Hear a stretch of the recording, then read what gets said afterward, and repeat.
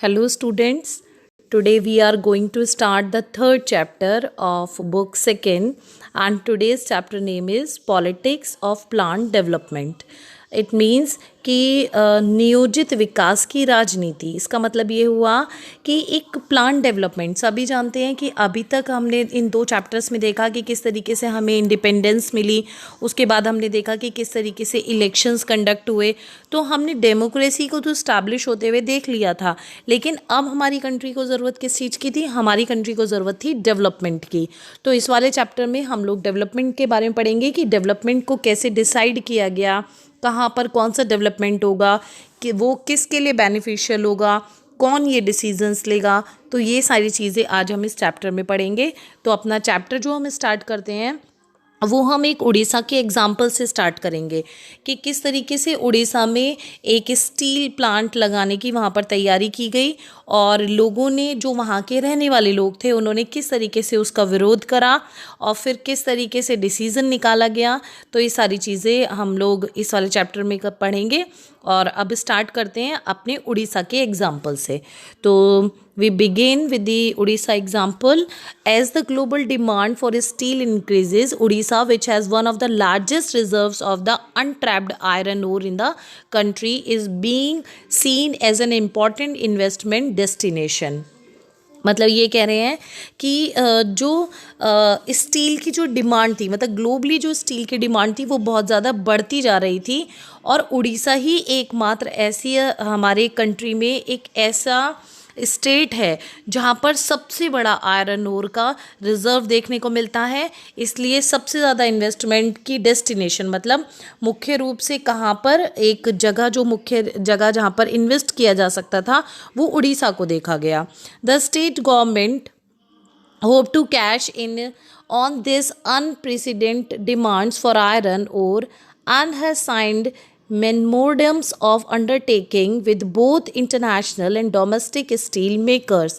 अब जो हमारी गवर्नमेंट थी, उन्होंने सोचा कि ये जो आयरन और स्टील की जो डिमांड बढ़ रही है उसके लिए सबसे अच्छा ये है कि उन्होंने एक, जिसे हम कहते हैं मोरमेंडम ऑफ अंडरटेकिंग, उसके ऊपर मतलब एक मोरमेंडम ऑफ अंडरटेकिंग को साइन करा, जिसमें कि जो आयरन और स्टील का यूज़ होगा वो नेशनल, इंटरनेशनल और डोमेस्टिक स्टील मेकर्स के लिए, दोनों के लिए उसका यूज़ किया जाएगा। The government believes that it would bring in necessary capital investment and provide a lots of employment opportunity. हमारी गवर्नमेंट को ये यकीन था कि अगर हम इस तरीके से इन्वेस्टमेंट यहाँ पर करवाते हैं कि बाहर की जो कंपनीज़ हैं वो आकर यहाँ पर आयरन एंड स्टील को निकालेंगी, तो उससे क्या फ़ायदा होगा? एक तो बाहर का हमारे यहाँ इन्वेस्टमेंट आएगा, साथ में लोगों को एम्प्लॉयमेंट मिलेगा। The iron ore resources lies in some of the most under developed and predominantly tribal districts of the state.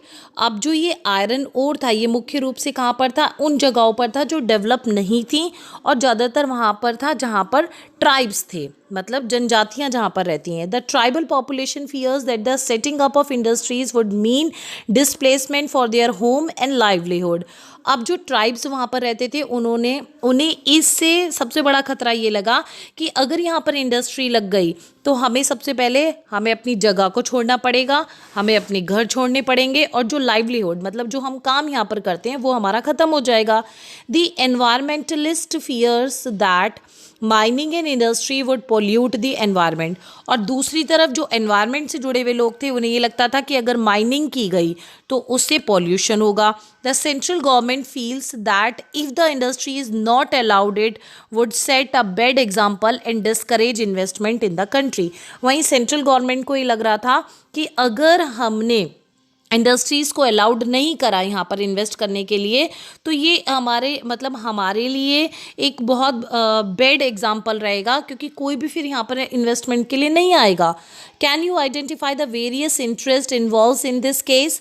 What are there key points of conflict? Do you think that they are any common points on which everyone can agree?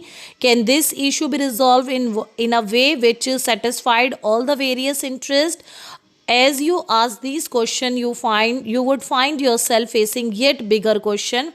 What kind of development does Odisha need? Indeed, whose need can be called Odisha's need?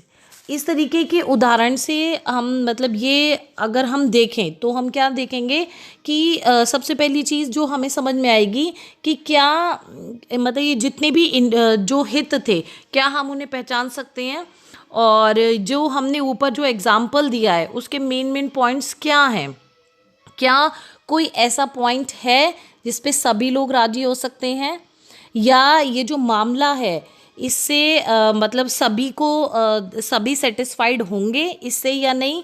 तो ये अगर सारे सवाल हम अपने आप से पूछते हैं तो हमारे सामने एक और बड़ा सवाल खड़ा हो जाता है, और वो क्या है, उड़ीसा में किस तरीके के आखिर विकास की ज़रूरत है। दरअसल किसी ज़रूरतों को उड़ीसा की ज़रूरत कहा जा सकता है। तो इस तरीके से हमने उड़ीसा का एग्जाम्पल दिया, और यहाँ पर एक ये जो Orissa villagers protest against Posco plant हमने यहाँ पर देखा।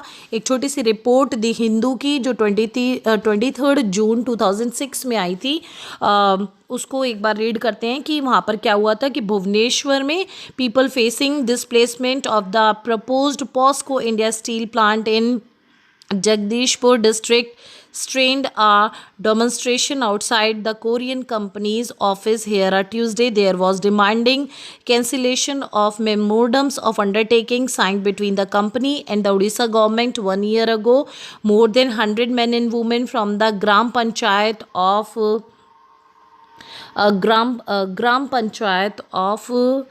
Dhikia and Nuagaon and Gadkunjgram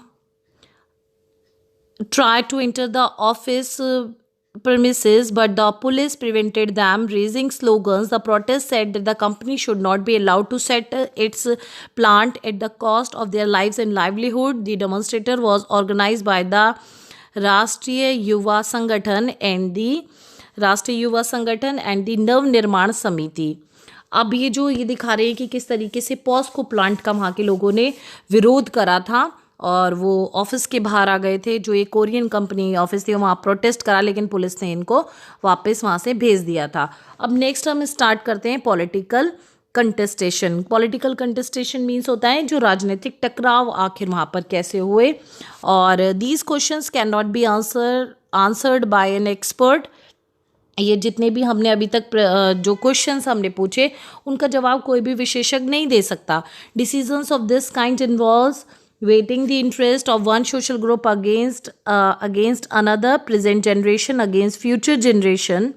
ये कह रहे हैं कि सामाजिक समूहों के हितों को, मतलब ये जो समाज के सोशल मतलब जो इंटरेस्ट हैं के हितों को दूसरे सामाजिक समूहों के हितों की तुलना में तोला जा सकता है। इसका मतलब ये हुआ कि अगर हम देखें तो एक के इंटरेस्ट और दूसरे के इंटरेस्ट को हमें कंपेयर करना पड़ेगा, और साथ में जो आज की जो हमारी जनरेशन है और जो आने वाली जनरेशन है उनके जो इंटरेस्ट हैं या उनके इंटरेस्ट से जो प्रॉफिट और लॉस होगा हमें उसको भी नापना पड़ेगा।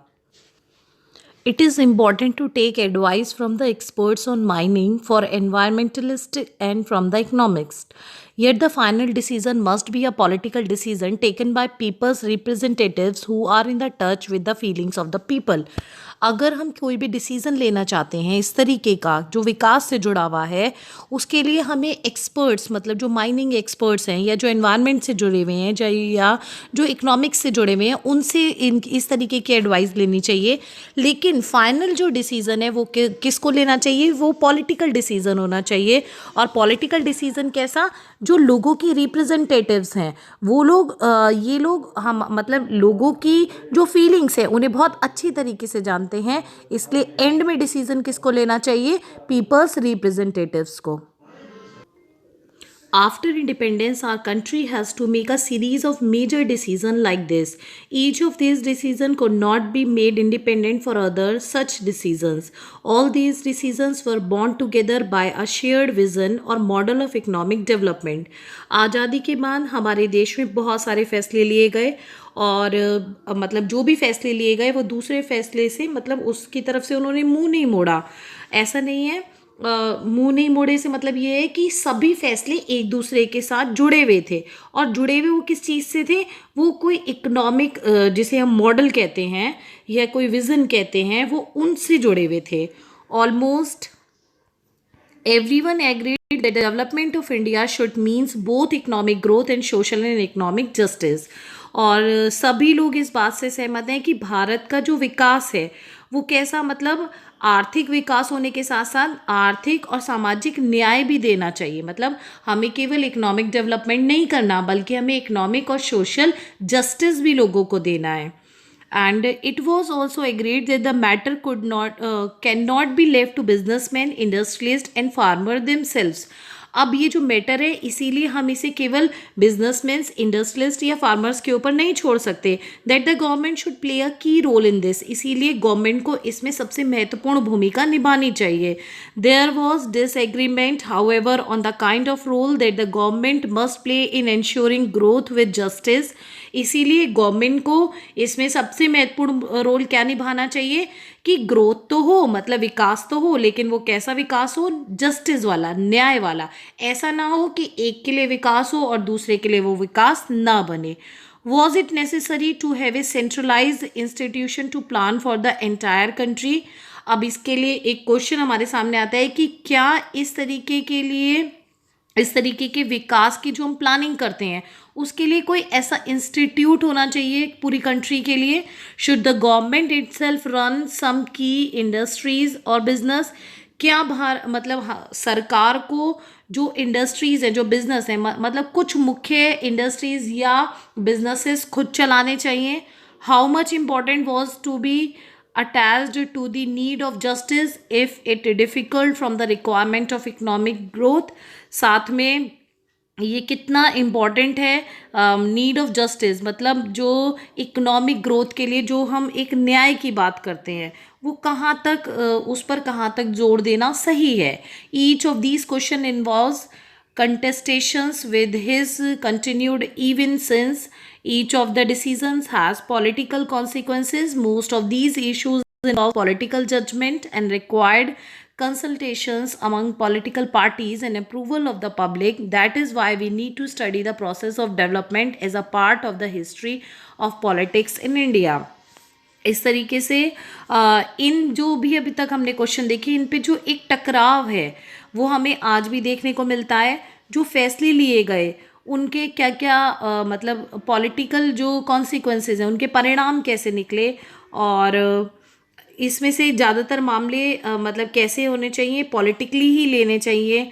पॉलिटिकली जो पॉलिटिकल जो पार्टीज़ हैं उन्हें इन सारे मैटर्स के ऊपर क्या करना चाहिए, सलाह मशवरा करना चाहिए. तो इसी तरीके से हम हिस्ट्री में मतलब जो डेवलपमेंट की जो हम हिस्ट्री पढ़ते हैं उसमें इन सारी बातों को ज़रूर पढ़ते हैं. तो टोटल मिलाकर ये जो पैराग्राफ हमें कंक्लूजन दे रहा है वो ये दे रहा है कि आखिर विकास के लिए किसको काम करना चाहिए, और अगर हम डेवलपमेंट की बात कर रहे हैं तो वो डेवलपमेंट कैसा होना चाहिए, न्याय भरा होना चाहिए, और उसके लिए कोई ऐसा इंस्टीट्यूट होना चाहिए जो डेवलपमेंट के सारे डिसीजंस को ले. एक और चीज़ हम लोग इस चैप्टर में सबसे इम्पॉर्टेंट चीज़ पढ़ते हैं, और बेसिकली ज़्यादातर हम न्यूज़पेपर्स में जब भी हम कोई आर्टिकल पढ़ते हैं तो उसमें हम राइट एंड लेफ़्ट आइडियोलॉजी को पढ़ते हैं. तो आज यहाँ पर ये समझाया जाएगा कि राइट और लेफ़्ट आइडियोलॉजीज़ क्या होती हैं, what is left and what is right.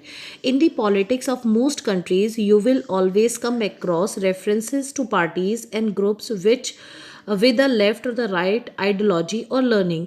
ज़्यादातर हम अगर किसी देश की राजनीति को पढ़ते हैं तो हम देखते हैं कि बहुत सी पॉलिटिकल पार्टीज़ और बहुत सारे ग्रुप्स ऐसे हैं जो राइट और लेफ्ट आइडियोलॉजी को फॉलो करते हैं. These terms characterise the position of the concerned group or the parties regarding social changes and the role of the state in effecting economic redistribution. ये जो टर्म्स हैं, मतलब जो राइट और लेफ्ट टर्म हम यूज़ करते हैं, ये किस चीज़ को कैरेक्टराइज करते हैं, ये किसी ऐसे ग्रुप या ऐसी पॉलिटिकल पार्टी को दिखाते हैं जो ये बताती है कि जो सोशल चेंज है उसमें एक राज्य की क्या भूमिका है और वो किस तरीके से आर्थिक कार्य करेगा. मतलब ये जो आइडियोलॉजी है वो यही बताती है कि राज्य जो बदलाव लाएगा, जो आर्थिक बदलाव लाएगा, उसमें किस तरीके की नीति को अपनाएगा। Left often refers to those who are in the favour of poor. Left जिन पार्टीज को हम लेफ्ट बोलते हैं कि ये these are the left parties, वो उससे क्या मतलब होता है, ज़्यादातर वो किसका फेवर करते हैं, वो गरीबों का फेवर करते हैं। Downtrodden sections and support government policies for the benefits of these section. और साथ में ये मतलब बहुत गरीबों का साथ देते हैं और बहुत ज़्यादा वैसे जो नीचे दबके के लोग होते हैं, समूह जो होते हैं, उनका साथ देते हैं। और गवर्नमेंट जो इनके लिए पॉलिसीज़ बनाती हैं हमेशा उनका ये लोग साथ देते हैं।